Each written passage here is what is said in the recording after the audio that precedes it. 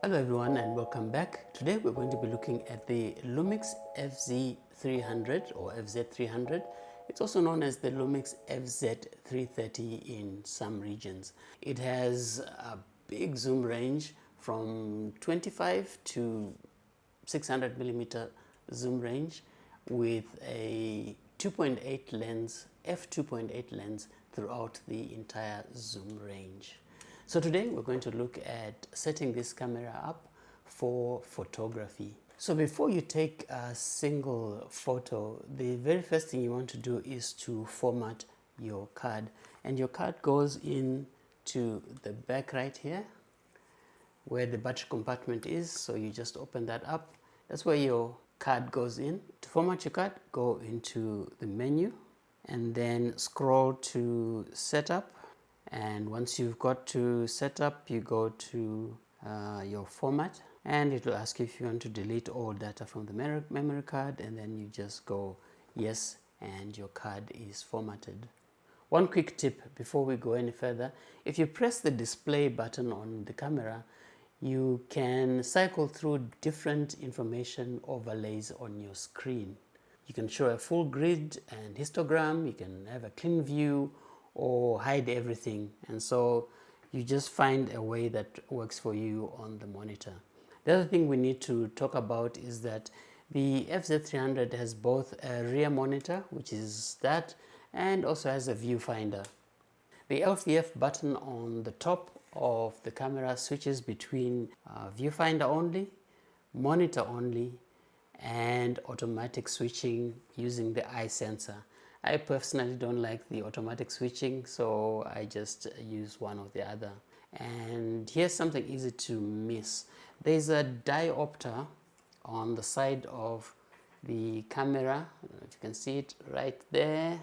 So if you look through the viewfinder and things are not looking sharp, even though when you take a photo, the photo is sharp, it means that your diopter is not calibrated to your eyesight.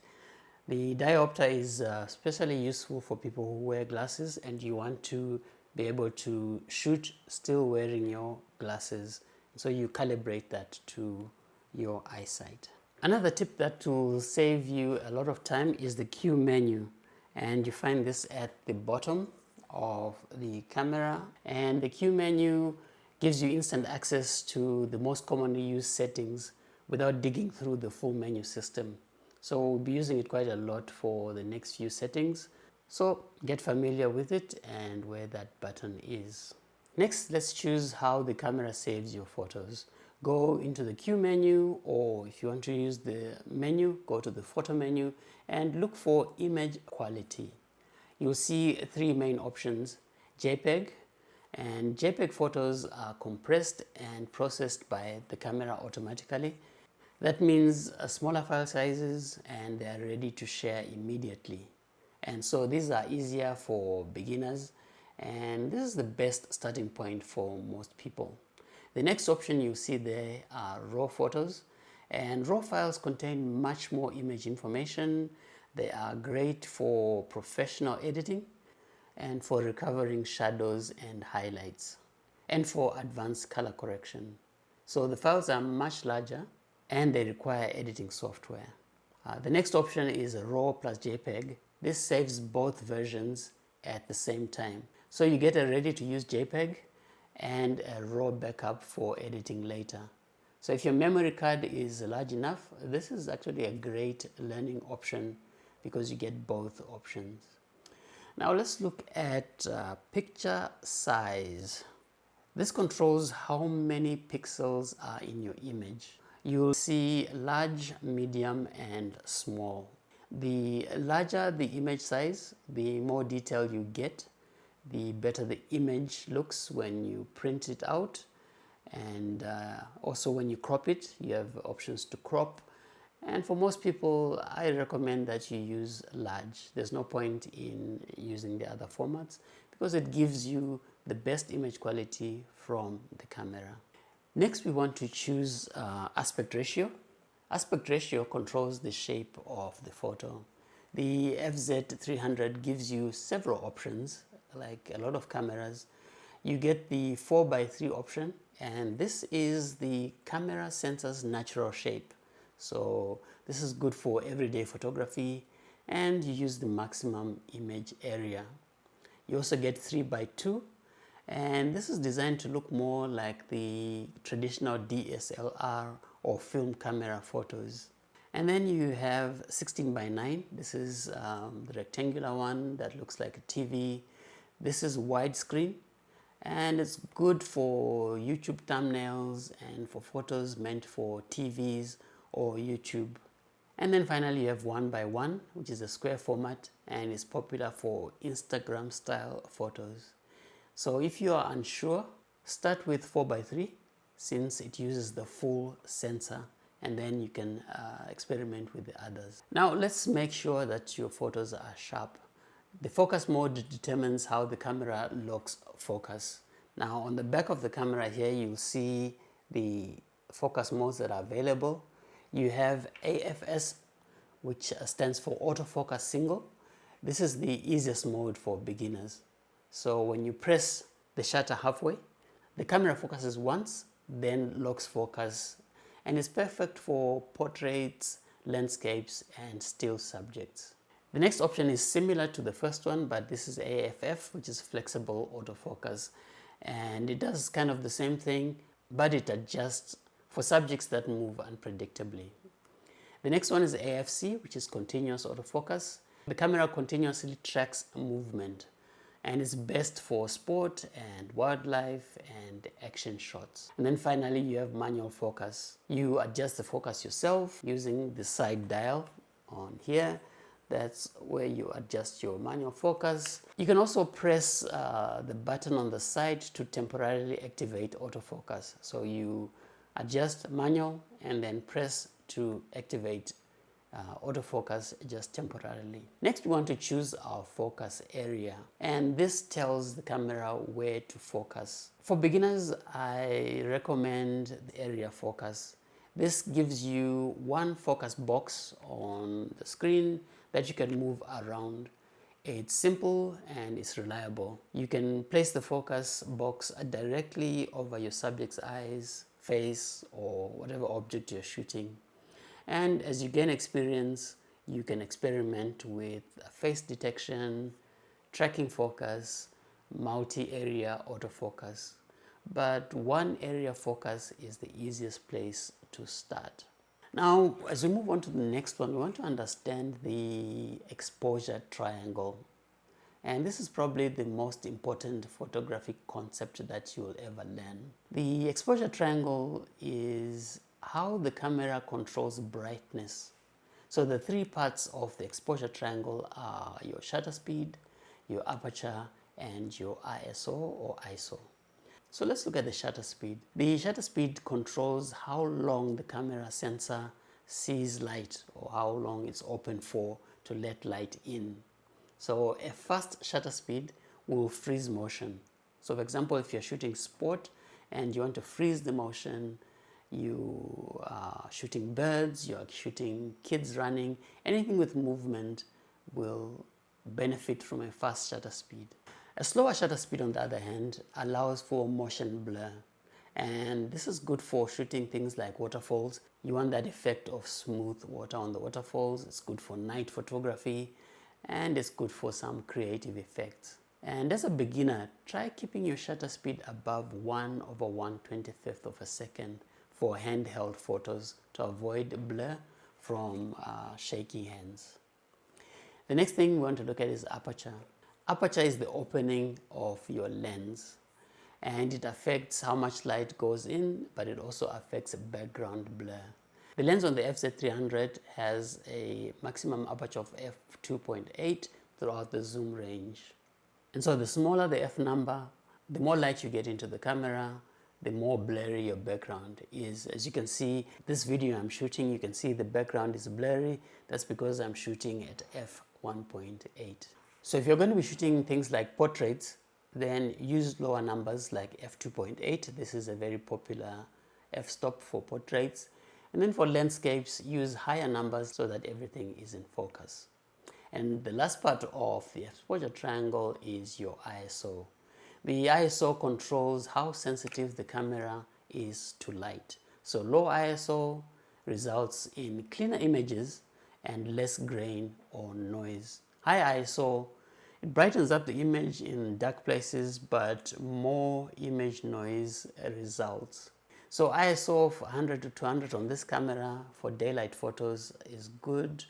1600 or higher for darker environments. And as a beginner, try to keep your ISO as low as possible unless you really need the extra brightness. This camera has a small sensor, and so it doesn't do very well in darker environments. You get a lot of grain. So keep your ISO low on this camera. Now that we have the exposure triangle out of the way, let's look at photo modes. So on the top dial of the camera, this dial, you are going to see all the different photo modes that are available on it. And the first one will be the intelligent auto, and this is the fully automatic mode. So the camera is going to choose your focus, your exposure, your ISO, colors. It just chooses everything. And so this is excellent for complete beginners because it lets you focus on composition and learning the camera. The next one is the program mode, and program mode is a fantastic next step. The camera still helps you with exposure, but you get more control over ISO and things like white balance, focus settings, and other creative options. This is one of the best modes for learning and for beginners. You start understanding photography without worrying too much about every setting. The next mode is our aperture priority mode. You choose the aperture and the camera adjusts the shutter speed automatically. This is great for portraits, for background blur, and for creative depth of field. Aperture priority is one of the most popular modes amongst photographers, so it's worth your time to learn how to use it. The next option is your shutter priority mode. You choose the shutter speed and the camera automatically adjusts your aperture. So it adjusts the other part of the exposure triangle. And you want to use this when you're photographing things like sports, or when you're capturing action, or when you want to freeze motion. And then finally you have manual mode where you control everything, your shutter speed, your aperture, and your ISO. So everything is fully manual. And this gives you maximum creative control, but it takes practice. Don't feel pressured to use manual mode immediately. Many professionals use aperture priority or shutter priority depending on the situation. And then on the dial you have that C, and this C helps you to save your favorite settings and jump back to them instantly. You also have your scene guide, and these are presets that are available for specific situations like sunsets, portraits, night scenes. And then you have creative control, and this allows you to apply artistic effects to your photos like toy camera, high key, or soft focus. And then you also have this panorama. You sweep the camera to create a wide panoramic image. Now my recommendation for beginners, start in Intelligent Auto, move to Program AE. You get good results without worrying about exposure. You have some control, learning how the camera works and how each of the settings affect each other. Now, next thing we want to do is control our colors. And you do this by setting the correct white balance. White balance controls the color temperature of your photo, and it helps whites look truly white under different lighting conditions. And so you have auto white balance, and the camera decides automatically what your white balance should be. And this works very well most of the time and is the best place for beginners to start. You also have presets that are available on this camera, and you'll see presets like daylight, cloudy, shade, tungsten, and fluorescent. These help match different lighting environments. So for example, if you set it to tungsten, it's going to remove the orange indoor lighting look that you get with tungsten lighting. If you set it to cloudy, it's going to add warmth for outdoor photos so that they don't look bluish. But you also have the Kelvin mode, and this gives you full manual control over color temperature. And advanced users often use the Kelvin for consistent color. Next, we want to determine what happens when you press the shutter, and that is our drive modes. Now, these control how photos are taken when you press the shutter button. You have the single shot, and this takes one picture at a time. And this is best for everyday photography. The next one that you see there is burst mode, and this takes many photos quickly while you're holding down the shutter button. And it's great for moving subjects, action, for sports and for wildlife, so that you don't miss a moment. And then you have 4K photo, and this extracts high-speed photos from 4K video, and it's useful for fast action moments. And if you're going to do this, make sure you use a memory card fast enough for 4K recording.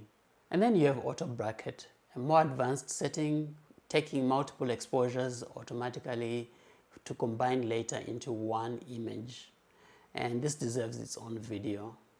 And then finally you have the self-timer mode, adds a delay before the photo is taken, and it's great for taking group photos, selfies, and also for preventing camera shake. We mentioned that this camera has a big zoom range. It offers several zoom options though, and first one is optical zoom, and this is the real lens zoom.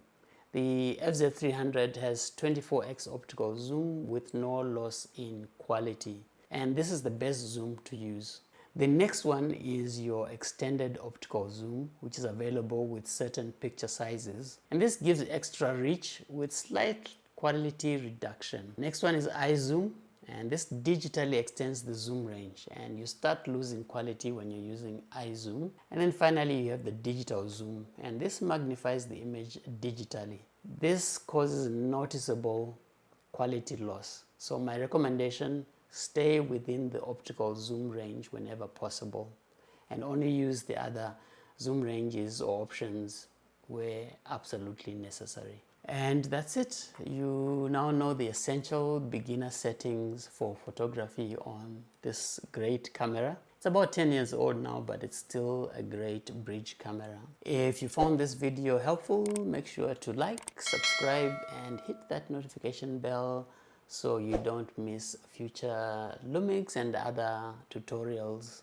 So thanks for watching, and I'll see you in the next video.